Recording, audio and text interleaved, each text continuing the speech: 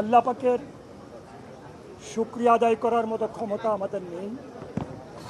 মেহেরবান আল্লাহ আমাদেরকে তৌফিক দিয়েছেন, সরকারে এনেছেন, সরকার পরিচালনা করার ব্যবস্থা করে দিয়েছেন, যেই কারণে আজকে আমরা হাজিদের প্রথম ফ্লাইট আল্লাহর রহমতে উদ্বোধন করতে পেরেছি।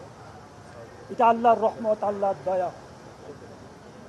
বিমান, বাংলাদেশ বিমান, পর্যটন মন্ত্রণালয় এবং ধর্ম মন্ত্রণালয় একসাথে হয়ে যে কাজ করেছে হাজিদের জন্যে, আমি অভিভূত, আমি কৃতজ্ঞ।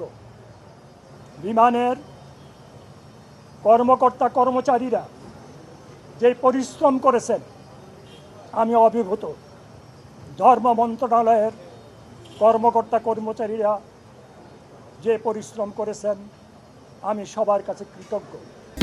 দেশের মানুষকে প্রতিদিন সুরক্ষিত রাখার প্রত্যয় নিয়ে এলো সেফ রাউন্ড সুইচ। আমাদের সাংবাদিক ভাইয়েরা যে দায়িত্ব পালন করেছেন, এই জন্যে আমি ওনাদের কাছেও কৃতজ্ঞ। আমি দেশবাসীর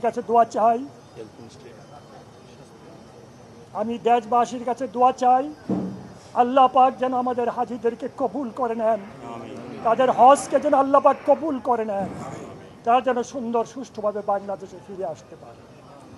আর আমাদের স্বাস্থ্য মন্ত্রণালয় যে ভূমিকা রেখেছেন, মাননীয় মন্ত্রী মহোদয় আসছেন, আমরা তাদের কাছেও কৃতজ্ঞ।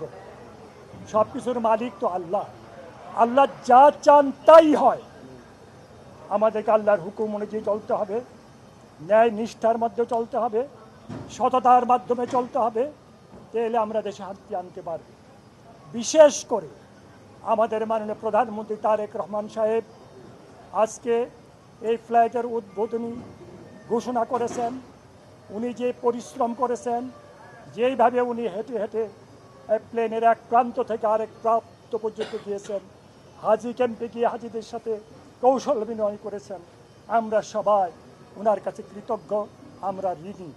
আল্লাহ ওনাকে নেক হায়াত দান করুক, আল্লাহ ওনার জিম্মাদার আল্লাহ পাক হয়ে যান, ওনার জান মাল ইজ্জতের হেফাজত আল্লাহ পাক করুন।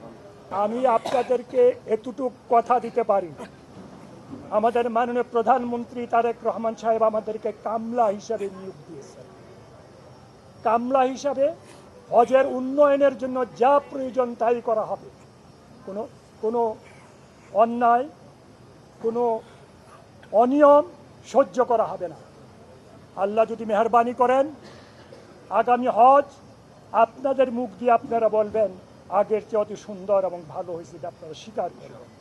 এবার আমরা যে একটু অল্প সময় পেয়েছি, অল্প সময়ের মধ্যে আগে কখনো ভিসা এইভাবে আগে হয় নাই, আগে কখনো টিকিট এইভাবে আগে হয় নাই, আগে কখনো এইভাবে 100% বাড়ি ভাড়া হয় নাই।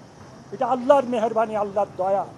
আমার বিশ্বাস, আমার বিমানের ভাইয়েরা বোনেরা যে অক্লান্ত পরিশ্রম করছে, সৌদি এয়ারলাইনের ভাইয়েরা বোনেরা যে পরিশ্রম করছে, আসার বিষয়টা অত্যন্ত সুন্দর হবে ইনশাআল্লাহ। আর আমরা তো যাচ্ছি সৌদি আরবে, আমরা মাননীয় মন্ত্রী হিসেবে যাচ্ছি না, তাদের কামলা হিসেবে যাচ্ছি।